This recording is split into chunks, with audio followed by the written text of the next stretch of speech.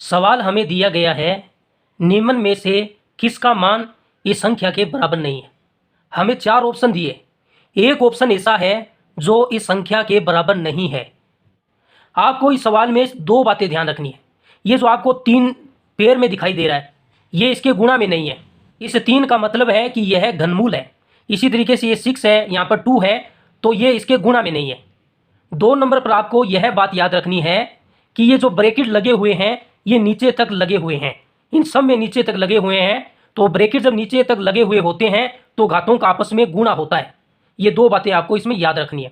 हमें जो सवाल दिया है, हमने इसको यहाँ पर लिख लिया। अब इसे सरल कर लेते हैं। इस 3 को हटाने का मतलब है ये घनमूल होता है। जब हम इसको इस रूट के साथ ये 3 संख्या मतलब घनमूल को हटाया जाता है तो ये घात में लग जाता है भाग में। तो ये 3 घात में 1/3 हो जाता है। फिर उसके ऊपर घात 6 और फिर उसके ऊपर घात 3 है। अब मैंने आपको बताया कि ब्रैकेट जब नीचे तक पूरा लगा हुआ होता है तो घातों का आपस में गुणा होता है। तो हमने तीनों घातों का आपस में गुणा कर लिया और उसका आधार 2 वैसे का वैसा है। अब तीनों को आप हल करोगे, 3 से 3 कैंसिल, यहाँ पर 6, तो 2 की घात 6 बन जाएगा।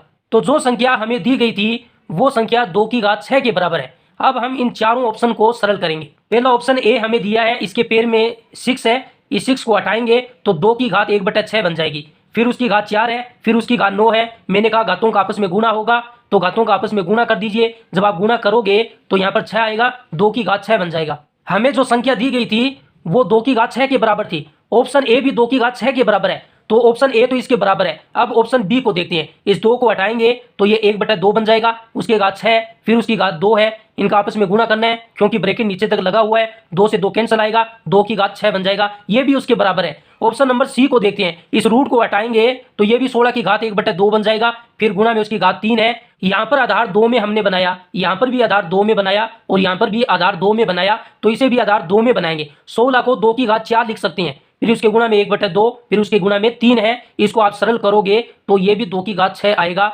तो ये सी ऑप्शन भी उस संख्या के बराबर हो जाता है। ऑप्शन नंबर डी में इस रूट को हटाएंगे तो 2 की घात 1/2 बन जाएगा, फिर गुणा में उसकी घात 6 है, फिर उसकी गुणा में घात 3 है। इनको सरल करेंगे, ये 2 6 से कैंसिल होगा तो 3 आएगा, 3 का 3 से गुणा करेंगे तो 9 बनेगा, 2 की घात 9 बन जाएगा।